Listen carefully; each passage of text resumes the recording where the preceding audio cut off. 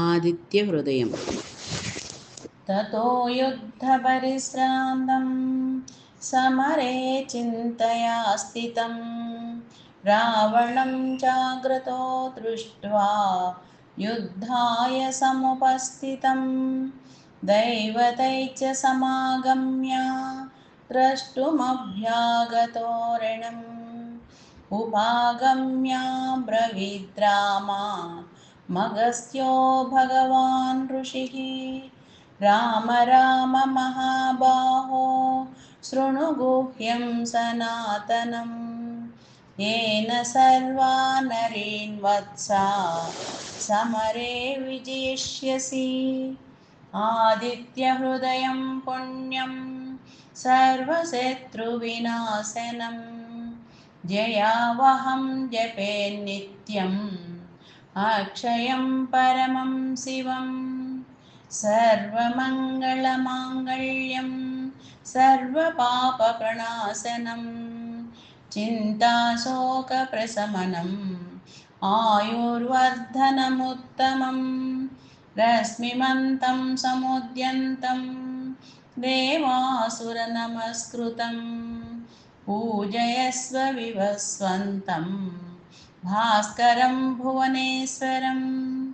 सर्वदेवात्मको हेषा तेजस्वी रश्मिभावनः एष देवासुरगणान् लोकान् पाति गविस्तिभिः एष ब्रह्मा च विष्णुश्च शिवस्कन्दः प्रजापतिः महेन्द्रो दनदः कालो यमः सोमो ह्यां पाम्पतिः पितरो वसवः साध्या हस्विनौ मरुतो मनुः वायुर्वह्नि प्रजा प्राणा ऋतुकर्ता प्रभाकरः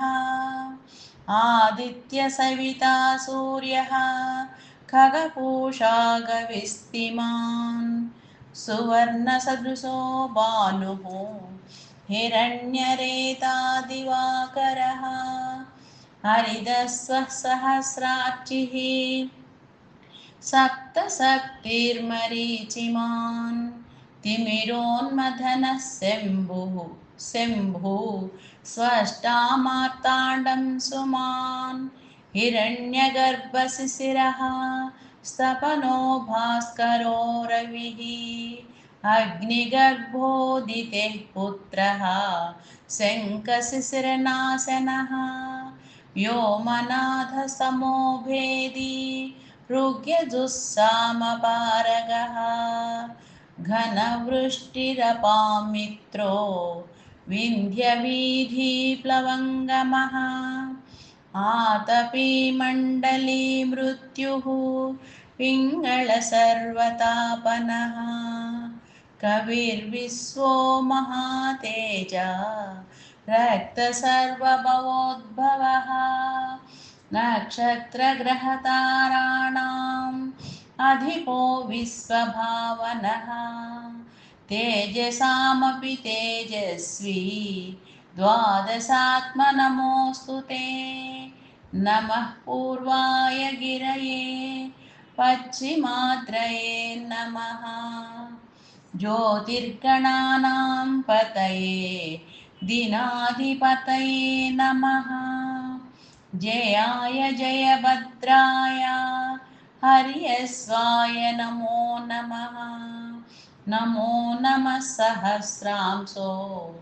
आदित्याय नमो नमः नम उग्राय वीराय सारंगाय नमो नमः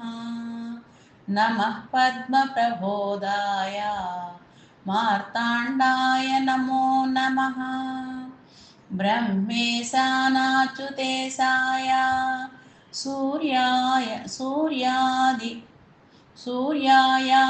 सूर्यायादित्यवर्चसे भास्वते सर्वभक्षाय रौद्राय वपुषे नमः तमोघ्नाय हिमग्नाय शत्रुघ्नायामितात्मने कृतघ्नघ्नाय देवाय ज्योतिषां पतये नमः। तप्तचामीकराभाय वह्नये विश्वकर्मणे नमस्तमोभिनिघ्नाय रुचये लोकसाक्षिणे नाशयत्येष वैभूतं तदेव सृजति प्रभुः पायत्येष तपत्येषा वर्षत्येष गभिस्तिभिः एष सुप्तेषु जागर्ति भूतेषु परिनिष्ठितः एष चैवाग्निहोत्रं च फलं चैवाग्निहोत्रिणाम् वेदाच्च कृतवच्चैव क्रतूनां फलमेव च यानि कृत्यानि लोकेषु सर्व एष रविः प्रभुः येन मापत्सु कृत्येषु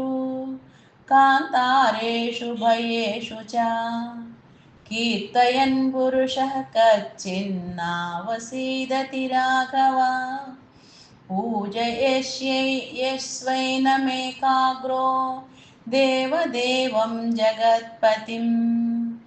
एतत्त्रिगुणितं जप्त्वा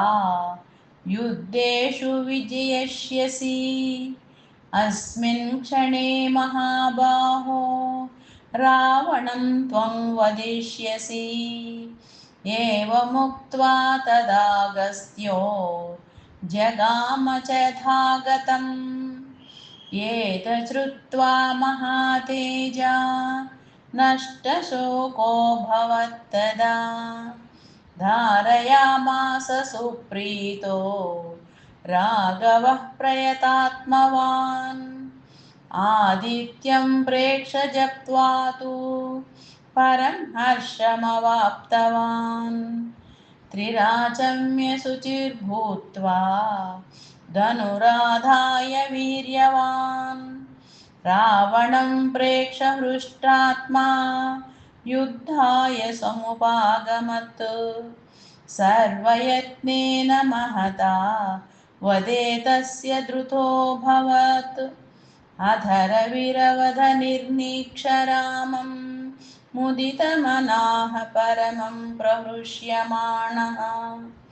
निशिचरपति संशयं विदित्वा सुरगणमध्य गतो वचस्त्वरेति ॐ शान्ति शान्ति शान्तिः हरिः ॐ